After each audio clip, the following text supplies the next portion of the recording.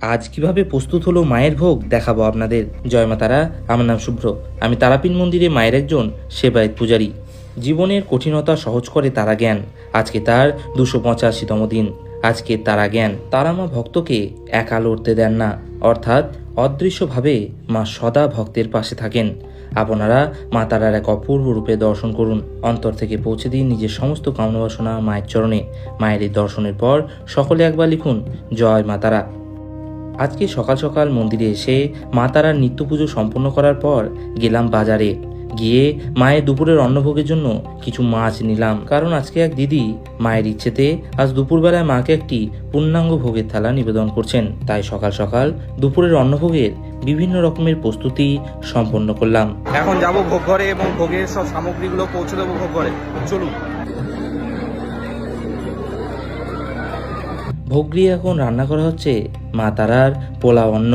আজকে মায়ের ভোগের রান্নাবান্না একটু তাড়াতাড়ি শুরু হয়েছে এবং খুব তোড়জোড় করে চলছে দুপুরের অন্ন ভোগের প্রস্তুতি।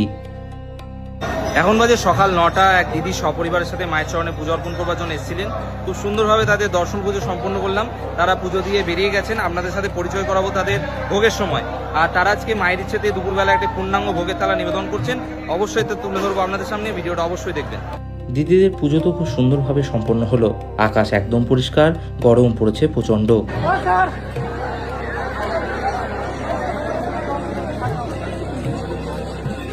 দুপুর 12টার সময় চলে গিয়েছিলাম ফল মিষ্টির দোকানে মায়ের ভোগের জন্য ফল নিতে।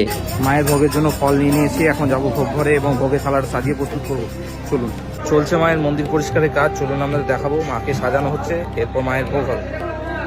মন্দিরের গর্ভগৃহ থেকে ভোগের জন্য ডাক আসতেই দুপুরের অন্নভোগের থালা ধীরে ধীরে নিয়ে যাওয়া হলো মায়ের কাছে। দিদিদের নাম গোত্র সংকল্প করে মায়ের কাছে ভোগ নিবেদন করা হলো এবং সেই ভোগের থালা ধীরে ধীরে নিয়ে আসা হলো মন্দিরের বাইরে। বাইরে দিদি ও তার পরিবারের সদস্যদের হাতে তুলে দেওয়া হলো মা তারাকে নিবেদন করা পূর্ণাঙ্গ ভোগের থালা। চলুন দর্শন করাই।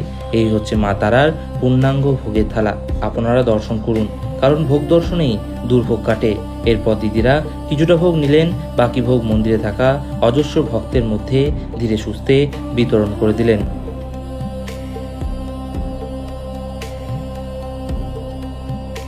মায়ের ভোগ নিবেদন পর্বের পরিসমাপ্তি ঘটলো। দিদিরা নিজের হাতে ভক্তদেরকে ভোগ বিতরণ করলেন।